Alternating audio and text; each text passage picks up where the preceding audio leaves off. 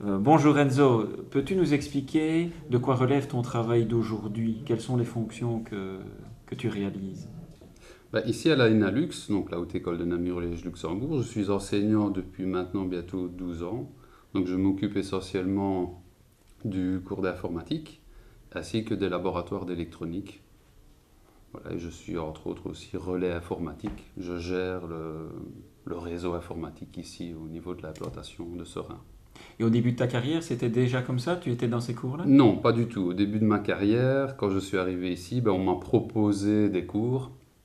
Évidemment, j'ai pris ce qui était disponible à ce moment-là. Puis au fur et à mesure des années, certains cours et certaines opportunités se sont présentées. Et c'est depuis lors que je m'occupe plutôt d'informatique et d'électronique. Maintenant Enzo, tu pourrais nous expliquer un peu tout ton parcours scolaire, ton parcours éducatif?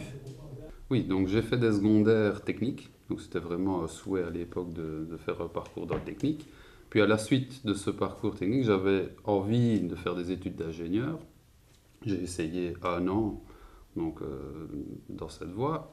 Une année qui s'est pas très bien passée. D'ailleurs, j'ai même voulu abandonner à l'époque. Puis par la suite, j'ai trouvé une école, c'est un graduat en électromécanique à Serein, qui m'a vraiment relancé dans les études. D'ailleurs, tellement bien relancé qu'à la suite de mon graduat, bachelier comme on dit maintenant, j'ai fait une passerelle comme ingénieur industriel où j'ai réussi. Et dans ce parcours, j'ai même eu l'opportunité de faire un Erasmus, donc d'une demi-année, à Leeuwarden, c'est dans le nord des Pays-Bas. Vraiment expérience très enrichissante où j'ai entre autres gagné en autonomie. Voilà. Et tu avais eu l'occasion d'apprendre les langues étrangères pour pouvoir aller dans un stage? Là-bas, j'ai surtout parlé en anglais. Voilà, souvent les étudiants Erasmus, Et tu avais c'est la appris langue. l'anglais dans quelles études? Dans mon parcours, j'avais eu des cours d'anglais en secondaire, puis en supérieur, surtout en ingénieur, voilà, où on a des cours d'anglais, D'accord. où j'ai pu pratiquer alors sur le terrain. Enzo, dans ton parcours professionnel que tu as un peu abordé tout à l'heure, tu sais nous expliquer un petit peu, peut-être compléter ce que tu as dit tout à l'heure, mais aussi nous expliquer de quelle manière tu es entré dans ce monde professionnel. Donc au niveau de l'enseignement, à la sortie de mes études, j'ai été contacté par des anciens enseignants qui m'ont proposé tout de suite, mon diplôme en poche, m'ont proposé de venir renforcer l'équipe dans les écoles, dans l'école où ils travaillent. Et au départ, pour expliquer l'histoire, au départ, je n'étais pas vraiment tenté, puisque le diplôme d'ingénieur, ce n'est pas vraiment le souhait de l'ingénieur d'aller directement vers l'enseignement. J'ai démarré dans l'enseignement parce que je n'aime pas de rester sans rien faire. Et alors, c'est un domaine qui m'a vraiment plu.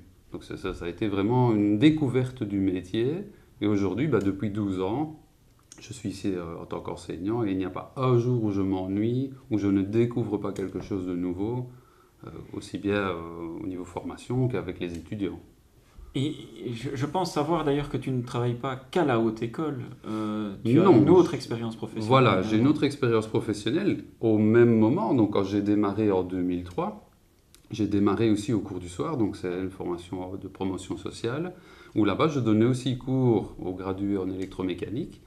Et à l'heure actuelle, je m'occupe alors de stages pour les ingénieurs industriels. Donc le master en sciences de l'ingénieur industriel. Fin de formation, il y a un stage et un travail de fin d'études. Et je suis chargé de suivre les étudiants stagiaires donc dans la fin de leur formation. Enzo, maintenant, tu pourrais nous expliquer de quelle manière tu as tiré avantage des compétences acquises dans ton parcours éducatif.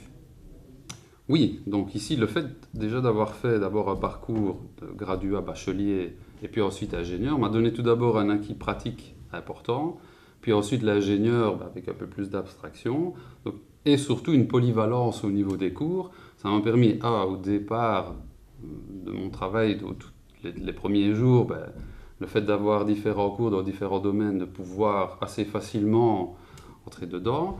Puis aujourd'hui, évidemment, je suis un peu plus spécialisé en informatique et en électronique, mais tout cet acquis, je l'exploite encore dans les stages et les TFE avec les ingénieurs industriels, où là, c'est très varié, puisque en fonction d'un TFE ou d'un autre, automatiquement, les connaissances et le sujet n'est pas du tout le même. Donc oui, c'est vraiment, je suis vraiment content de la formation polyvalente que j'ai reçue pendant mes études.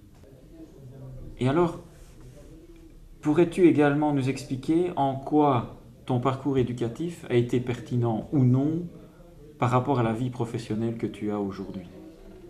Oui, si je dois être sincère, oui et non. Ce n'est pas négatif. Le oui, c'est pour l'aspect technique, scientifique, etc., le bagage reçu au niveau de mes études. Le non, puisque au départ, l'ingénieur éducatif n'est pas prévu pour l'enseignement.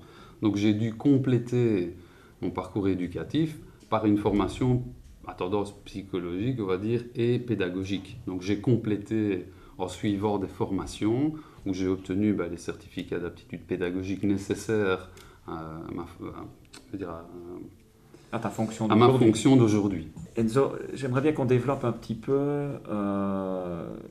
la manière que tu as utilisée pour gérer les défis et les opportunités qui sont présentés à toi dans ton parcours. Quand je dis parcours, c'est parcours scolaire comme parcours professionnel.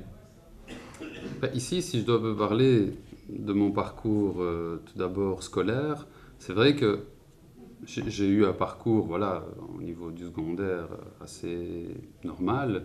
Puis le fait d'avoir raté un an à l'époque, après le secondaire, j'ai essayé de faire ingénieur, donc ça m'avait vraiment abattu. Au niveau moral, j'étais vraiment très très bas. J'étais redescendu à mon avis au plus bas. D'ailleurs, je voulais arrêter, je ne voulais même plus aller à l'école. Le fait d'être venu, donc d'avoir trouvé des études, donc gradué en électromécanique à l'époque, m'a vraiment permis de rebondir, de croire en moi. Donc, et de redécouvrir, à la limite, le plaisir d'étudier. Et c'est de là vraiment que ça a décollé jusqu'à aujourd'hui, le plaisir que je prends tous les jours à enseigner et à transmettre à mes étudiants.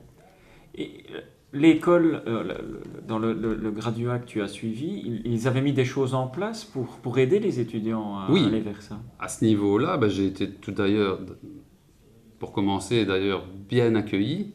Donc ça veut dire que j'ai eu une équipe d'enseignants qui m'a pris en charge dès le départ, dès les premières visites, où je venais me renseigner, où là j'ai découvert vraiment des gens qui mettaient tout en œuvre pour essayer de faire réussir l'étudiant, de les motiver. D'ailleurs, c'est ce que j'essaye aujourd'hui un petit peu de transmettre à ma manière, puisque là où je travaille, c'est là où je suis passé moi-même comme étudiant. Et j'essaye de transmettre à ma manière et d'aider vraiment les jeunes à réussir dans la vie et leur montrer que finalement ils sont capables de faire des choses.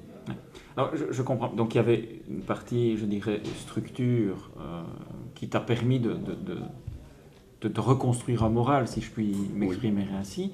Mais j'imagine que ça représente également beaucoup de travail d'un point de vue personnel pour pouvoir le faire. Oui, maintenant à partir du moment où on a trouvé une structure qui vous accueille et qui vous aide et qui vous motive, oui, il y avait du travail, mais alors ça devenait du plaisir, puisqu'à partir du moment où on sait que l'on est valorisé, que les gens croient en vous lorsque vous travaillez, et ça vous motive. Mais effectivement, oui, il y a énormément de travail derrière. On n'a rien sans rien. C'est ça. Et si tu devais donner un conseil, puisque tu es passé par là, donner un conseil à un jeune qui aurait tendance à décrocher de ses études, tu dirais quoi? Moi, je l'encouragerais peut-être à chercher sa voie, à voir vraiment qu'est-ce qu'il veut et trouver vraiment la structure où il va se sentir bien. Parce que je pense qu'à partir du moment où le moral est bon, certaines difficultés vont s'effacer. Voilà, trouver vraiment l'équipe qui lui correspond, la formation qui lui correspond, et toujours essayer de demander. Il ne faut pas avoir peur de demander et de faire appel aux autres. Et surtout pas baisser les bras. Et surtout pas baisser les bras. Voilà, parce que aujourd'hui, grâce à ça, je suis fier, je peux être ici en train d'en parler parce que j'ai eu des personnes qui m'ont encouragé et puis qui m'ont dit « tu es capable, vas-y, fonce ». Et c'est ce que je veux faire aujourd'hui aussi avec les jeunes qui viennent à chaque fois s'inscrire chez nous.